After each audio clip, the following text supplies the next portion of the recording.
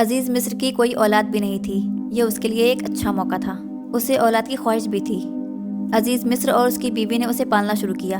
حضرت یوسف علیہ السلام کی عمر جب 18 سال ہوئی اور اس میں سمجھداری پیدا ہوئی تو اسے گھر میں پورے اختیارات حاصل ہو گئے۔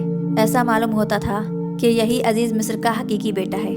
اس کی پرورش بھی اولاد کی طرح ہی ہوئی۔ حضرت یوسف علیہ السلام بعض کاموں میں عزیز مصر کا ہاتھ بٹانے لگے۔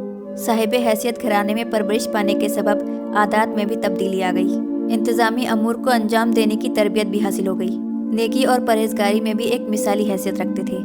اللہ نے حسن اور خوبصورتی دے رکھی تھی، جو عورت بھی دیکھتی فریفتہ ہو جاتی۔ عزیز مصر کی بیوی کی بھی نیت خراب ہو گئی۔ حالانکہ اس نے بیٹے کی طرح پرورش کی تھی، لیکن وہ بھول چکی تھی۔ یوسف علیہ السلام کو جب وہ دیکھتی تو دیکھتی ہی رہ جاتی۔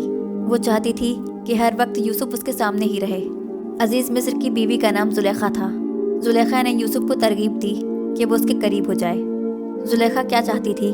یوسف علیہ السلام بھاگ گئے اور پیچھے ہٹنا شروع کیا اور کہا کہ خدا کی پناہ، مجھ سے ایسی حرکت نہیں ہو سکتی، یہ سراسر گناہ ہے۔ ایک دن زلیخا نے حضرت یوسف کو کمرے میں بلا کر دروازہ بند کیا اور اپنی خواہش کا اظہار کیا۔